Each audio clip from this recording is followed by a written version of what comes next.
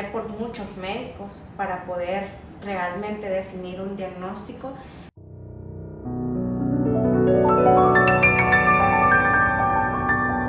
Hola, bienvenidos a tu podcast de Vuelve a Vivir. Hoy vamos a abordar el tema de fibromialgia, de cómo tratar esa enfermedad, cómo mejorar la calidad de vida.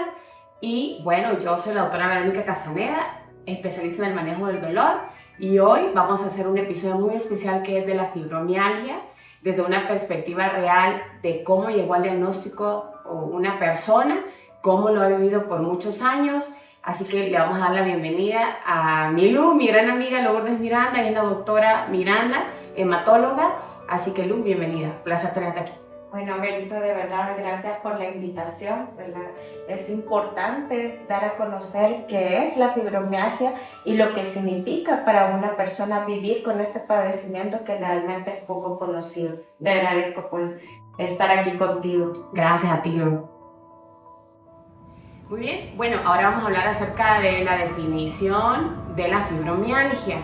Bueno, actualmente la fibromialgia se conoce como una enfermedad, ¿verdad? Es un trastorno, pero actualmente es una enfermedad que se caracteriza por ser un dolor crónico generalizado. Y ahora la AIA, que es la Asociación Internacional para el Estudio del Dolor, define como cronicidad aquel síntoma mayor de 3 meses. Entonces, la fibromialgia, que es un dolor crónico generalizado, también se caracteriza porque presenta fatiga crónica, en algunos momentos puede cursar con rigidez, es un dolor en el sistema locomotor, o sea, musculoesquelético, y también se conoce desde hace unos años como el síndrome de sensibilización central, o sea que también hay mal funcionamiento en el procesamiento de las señales dolorosas en el cerebro y en toda la médula espinal. Por eso es que puede cursar con síntomas del sistema nervioso autónomo como lo son diarrea, constipación, problemas gastrointestinales, boca seca o alteración de la temperatura como son mucho frío o mucho calor. Así que muchas veces también cursa con problemas emocionales. ¿Sabían ustedes que casi el 90% de las personas diagnosticadas con fibromialgia son mujeres? O sea que 10 personas diagnosticadas con fibromialgia, 9 de ellas son mujeres. Así también del 3 al 6% de la población puede llegar a sufrir fibromialgia en todo el mundo. La causa pues no se conoce claramente, pero hay desencadenantes como son antecedentes genéticos o también estresores en la vida, como puede ser estudiar, pasar de grado, un evento emotivo como un matrimonio, un divorcio, un trauma físico, un accidente o una cirugía muy larga. Eso puede causar o activar una fibromialgia. Entonces, bueno, yo te quiero preguntar a ti, Milú, ¿cómo ha sido en tu caso? ¿Cómo fue el diagnóstico? ¿Cómo lo has llevado actualmente? Realmente el diagnóstico fue bastante complejo, fue bastante difícil. Bueno, tengo 40 años y todo empezó cuando yo estaba estudiando la residencia de medicina interna hace más o menos 14 años. Empecé con dolores articulares en las muñecas, en las manos, dolores en los hombros, en la espalda alta, y todo el mundo me decía que era estrés. Sin embargo, en mi familia hay un componente inmunológico bien alto. Mi hermano, mi mamá, mi abuelita, mis primas padecen de enfermedades autoinmunes, entre ellas artritis reumatoide, artritis psoriásica, etc. Entonces todo el mundo pensaba de que iba por ahí el diagnóstico. Me hacían muchos exámenes de todo, ¿verdad?, para descartar este tipo de enfermedades, pero nunca tenía ningún examen claro. Todos los exámenes salían negativos, ¿verdad?, sin ningún problema. Cuando tuve a mi primer hijo, hace más o menos 10 años, los dolores se pusieron peor después del parto, ¿verdad? Tenía tortícolis, lo que dicen de cuello, mucho dolor de espalda, mucho dolor de hombro. Cuando venían las menstruaciones, yo me encamaba del dolor al punto de ponerme a llorar. Mi esposo me miraba y me decía, usted tiene que pasar consulta, pero uno, como los exámenes salen negativos, uno dice, no, ya me dijeron que es el estrés, ya me dijeron de que es algo emocional, ¿verdad? Entonces continuaba ese círculo de no tener un tratamiento adecuado. Yo tomaba de todo, ibuprofeno, diclofenac, metocarbamol, pero no tenía un diagnóstico. Sin embargo, un colega reumatólogo que ha llevado caso de mi mamá desde hace mucho tiempo me dijo: Lu, esto puede ser fibromialgia. Y Claro. yo estaba en la negación, ¿verdad? Porque esta enfermedad es no conocida y hasta cierto punto no dejarás mentir que hay colegas como yo que no creemos mucho si no tenemos un examen positivo, ¿verdad? Claro. Si no tenemos un diagnóstico que nos oriente así con claridad a qué tenemos. Entonces yo estaba en ese punto, que no quería asimilar o aceptar que era esta enfermedad. Sin embargo, cuando hay ciertos puntos que tocan, que se llaman puntos dolorosos para el diagnóstico, cuando él me empezó a tocar puntos que jamás me habían dolido y que en ese momento casi lloro del dolor, ahí caí en cuenta, ¿no? Entonces tienen razón, es esto, ¿verdad? Entonces ahí llegué a la conclusión de lo que realmente tengo y acepté lo que realmente tengo. Exactamente, bueno, realmente el diagnóstico es puramente clínico, ¿verdad? Como tú dices, no hay ningún diagnóstico de gabinete o que digamos rayos X, resonancia magnética o de laboratorio que nos diga, bueno, tienes diagnóstico de fibromialgia, entonces prácticamente es clínico. Hay puntos de dolor, específicamente los tendones, que son los lugares de inserción hacia el hueso, ¿verdad? Para hacer puntos aproximadamente 4 kilogramos por metro cuadrado hay que hacer una presión bien intensa para saber el diagnóstico. Entonces esa respuesta es bastante común, ¿verdad? Nadie te cree, piensan que es estrés, te dicen no tienes nada, todos los exámenes te salen bien, es puramente estrés. Para ello comprendo. Así que Lu, dime cómo has vivido actualmente ya después de tu diagnóstico. Bueno, es importante sobre todo aceptar lo que se tiene, ¿verdad? Consultar de manera temprana, porque yo pasé prácticamente 6 años que no quería entender que realmente me pasaba un problema.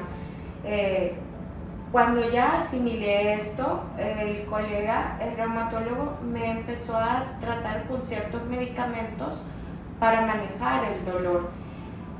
Pero además de esto me hizo ver que el dolor se exacerbaba o se acentuaba más con ciertos problemas, como tú mencionaste, situaciones de estrés o cambios bruscos en mi dinámica cotidiana.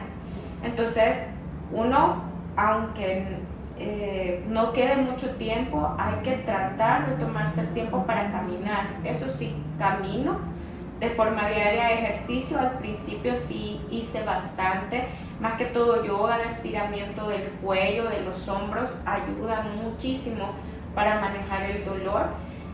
Y sobre todas las cosas, tratar de tomarse una pausa, que no todo lo que nosotros tenemos o nos rodea lo podemos controlar.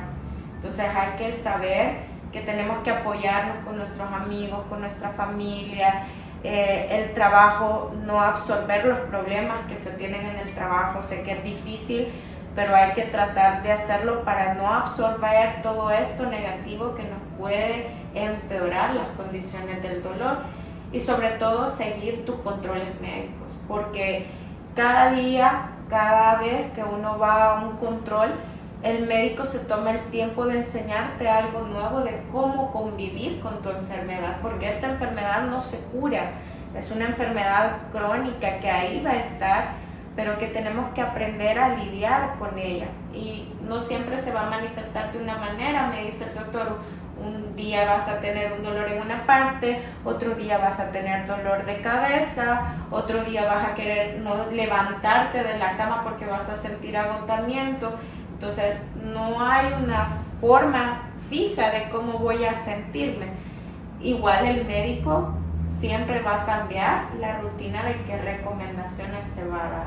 Exactamente, entonces, bueno, realmente es un manejo multidisciplinario, ¿verdad? Tiene que ser muchas variables que nos lleven a dar un mejor tratamiento cada día.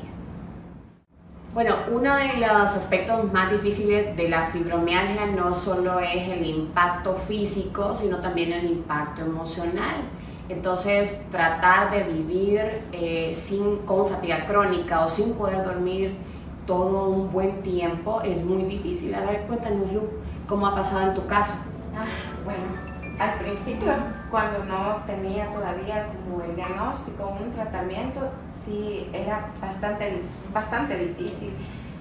Estaba en la cama con un dolor intenso, pero no es un dolor como cuando uno se golpea, sino que lo siente por dentro, un calor, una sensación de relámpagos en la espalda. O sea, es una situación bien difícil que con ese dolor, aunque yo tomara analgésicos, se mantenía y no me permitía dormir. Entonces el siguiente día, aunque yo me hubiese acostado, como dormía cortado por la sensación del dolor, era difícil trabajar. Se me cerraban los ojos del cansancio, vivía sumamente irritable. Me acuerdo que me llamaba mi mamá, me llamaba mi esposo, y yo la tolerancia a algún disgusto era sumamente menor. Vivía irritable, enojada, pero no con ellos, sino que con la situación, ¿verdad? De no poder controlar lo que me estaba pasando. Sí fue bastante complicado. A medida pues fui poniéndome en control y los medicamentos me fueron ayudando, pero es sentirse atrapada en el cuerpo, en su propio cuerpo, y no saber controlar lo que está pasando ni tener idea de qué está sucediendo. Y eso no solamente genera la sensación del dolor, sino que frustración, porque uno no sabe qué sucede, ¿verdad? Y contarlo es bien difícil, porque si yo le decía a alguien, a mi mamá, a mis amigas, a mi esposo, tengo un dolor que no se me quita con nada, he tomado de todo, nadie me va a creer, ¿verdad? Si me acuesto y trato de reposar, porque le dicen a uno, no, es el estrés, es la tensión, ya tomaste analgésico, recuéstate, ya se te va a pasar, y uno se acuesta, pero no se le pasa. Entonces, no tener cómo compartir esta sensación también genera frustración, una depresión emocional, porque yo lloraba sola, ¿verdad? Nadie comprendía lo que me estaba pasando. Claro, Milú, y es un sentimiento y son características bien importantes de todos los pacientes que sufren fibromialgia. Entonces, a pesar de que hay ansiedad, hay depresión, hay ese sentimiento de que nadie puede hacer nada, ¿verdad? Pero existe una forma de cómo tratar la depresión. Actualmente, que ya tienes claro el diagnóstico y el tratamiento, ¿cómo ha mejorado tu bienestar emocional? Realmente me desenvuelvo, sí, siempre hay ansiedad, ¿verdad? Creo que la mayoría de personas que me conocen me molestan de que baje las revoluciones, que vivo ansiosa, que me relaje, que me calme, que no me estrese, pero ese impacto que tenía antes de que iba a la cocina no sabía qué iba a hacer. Y créanme que a veces uno hace como la remembranza y se acordaba en el momentito y hacía las cosas, pero el cansancio y la fatiga crónica impacta mucho en las cosas sencillas que uno tiene que hacer. Me desconcentraba con facilidad, casi tuve accidentes de tránsito por esta desconcentración, por este cansancio. Se me olvidaba todo, no podía ni jugar con mi niño pequeño, que en ese momento mi hijo tenía alrededor de 2 años, no podía jugar con él, porque el solo hecho de hincarme en el suelo, sentarme en el suelo, hacía que me doliera todo. Entonces ya todo eso, gracias a Dios, se ha quitado. Tengo un bebé, me he depelado con él, he empezado a trabajar. Hoy trabajo más que nunca, que cuando estaba de residente, y pues realmente he tratado de sobrellevar la situación del trabajo, estrés familiar, porque siempre hay problemas con los papás de salud, claro, con los bebitos pequeños, con el hijo ya mayor, con la casa, el hogar, pero ahí vamos. Gracias a Dios se ha logrado estabilizar esta situación que al principio yo miraba lejos que se iba a poder arreglar. Bueno, hemos hablado del impacto físico y emocional que la fibromialgia nos trae, pero ahora hablemos del abordaje del tratamiento. ¿Cuáles son las estrategias? Bueno, hemos hablado también que hay una estrategia que tiene que ser multidisciplinaria con respecto a el manejo de la fibromialgia, ya sea terapia cognitiva, terapia física, medicamentos, entre otros. Pero a ver, Lu, ¿qué es lo que a ti te ha funcionado? ¿Cuál es el abordaje que has tenido contigo?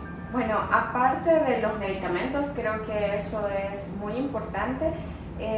Se pueden combinar dependiendo de la persona. Me imagino tú eres la experta en ese sentido de si la persona tiene un componente más de depresión, que en mi caso así era, más depresión, más tendencia a llorar, más a la tendencia de frustración, a no querer hacer las cosas, a distraerme con facilidad, a la frustración, ¿verdad?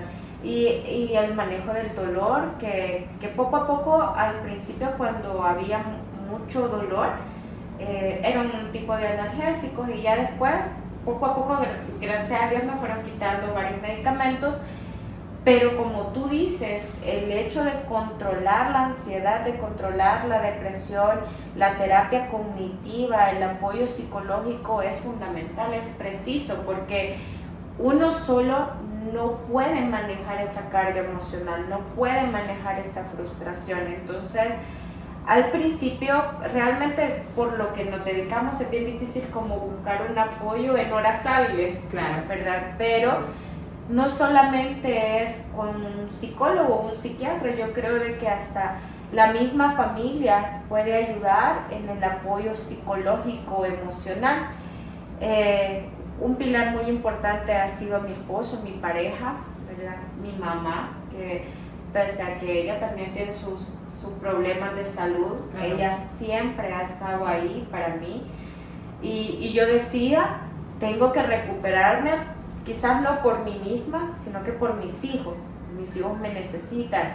Mis hijos necesitan que yo juegue con ellos, que yo esté con ellos, que me mejore para ellos. Entonces, a veces buscar la fuerza dentro de uno es bien difícil, pero hay que ver a nuestro alrededor para que lo que está a nuestro alrededor nos dé las fuerzas para hacerlo. Y si una persona es creyente, es cristiana, tiene a Dios como por sobre todas las cosas, a mí el apoyo religioso me sirve, es mi motor de día a día junto con mi familia. Es algo muy importante. Si una persona está acercada a la iglesia, pues el sentirse que descansa sobre los brazos de Dios es primordial, ¿verdad? Y si no, pues buscar ayuda profesional con psicólogos, con psiquiatras que lo puedan motivar a salir de esta situación difícil, porque uno solo no se puede. Busqué también el hecho de cosas que me gustaran, leer libros. A mí me encanta leer, tomo un tiempo todos los días, pese a cómo me haya ido en el día, Sí. de tratar de leer al menos unos 15 minutos algo diferente, porque eso lo desconecta a uno de la realidad y lo transporta a un mundo de fantasía, y eso pues a algo de imaginación, a algo de enriquecerse espiritual y emocionalmente hablando. Entonces eso ayuda, el leer un libro, el ver una serie. Con mi esposo tratamos de ver series al menos 2-3 veces por semana, ver una película diferente. Entonces son cosas que mucha gente debe decir, no es nada. Claro que sí, porque si una persona que padece de esta enfermedad que yo tengo vive solo para el trabajo, solo para los problemas de la casa, problemas económicos, problemas del trabajo, problemas de la salud de la familia, compromisos de los hijos, y no se toma el punto en pequeños detalles como estos que estoy mencionando, no va a poder superar la situación, no va a poder salir de este círculo de ansiedad. Y algo fundamental es el ejercicio. Sin embargo, yo pongo de excusa siempre mi trabajo. No me queda tiempo de hacer ejercicio, no me queda tiempo de hacer yoga, pero realmente 10-15 minutos de estiramiento de espalda, de yoga de espalda, ayuda un montón. Por lo menos para mí, que la carga del dolor es más a nivel superior, ¿verdad? En brazos, tendinitis, que es lo que más padezco yo, me funciona muchísimo. Y el caminar, eso sí, camino todos los días, hago entre mis 7,000 y 9,000 pasos diarios. Como estaba molestando, no se me nota mucho, pero trato de mantener esa rutina de caminar todos los días. Y pues es lo ideal, ¿verdad? Tomarse el tiempo, unos 10-15 minutos de dedicarse a uno, con algo que a uno le guste, porque cada persona es diferente. A mí esto es lo que me ha funcionado, pero por eso es importante que las personas se orienten con su médico qué les puede funcionar a ellos, ¿verdad? De manera individual. Claro que sí, Lu. Doy fe que es un motorcito caminando, así que sí, es verídico. Bueno, y así es, ¿no? Normalmente la terapia, como es multidisciplinaria, como bien nos decía Lu, que ya le han funcionado distintas terapias. Existe también la terapia cognitiva, conductual, ¿verdad? Que es tan importante de cómo hablar de nuestros sentimientos, porque a veces se nos olvida que no es solo la parte médica de tratarnos con medicamentos, sino hablar con nuestra pareja, hablar con el psicólogo, con el psiquiatra, con un amigo, de cómo me siento emocionalmente y cómo me está afectando esta enfermedad. Así también como la terapia física, que puede ser de relajamiento también. ¿Cuáles son los ejercicios más importantes que debemos hacer? Son los pasivos. Son aquellos que son movimientos suaves de la relajación. Aún también nos pueden servir la respiración, los ejercicios como yoga, pilates. Yo recomiendo muchísimo pilates porque no son ejercicios de alto impacto, sino que son pasivos. Nos ayudan a fortalecer el músculo, si bien, pero también a relajarlo. Así que sigamos con la terapia que más nos gusta, como decía Lu, una serie, la música, si te gusta la música clásica, si te gusta bailar, es un método, una terapia muy importante y muy bonita para que tú la puedas realizar junto con tu familia, o si quieres tener tu tiempo libre, una media hora, puedes hacerlo. No permitas que esta enfermedad controle tu vida. Hay muchas formas de poder salir adelante y bueno, como tú dices, Dios, ¿verdad? En este año que estamos de la esperanza, ¿verdad? Que el jubileo de la esperanza, como dice Papa Francisco, y está en la Escritura, la esperanza no defrauda.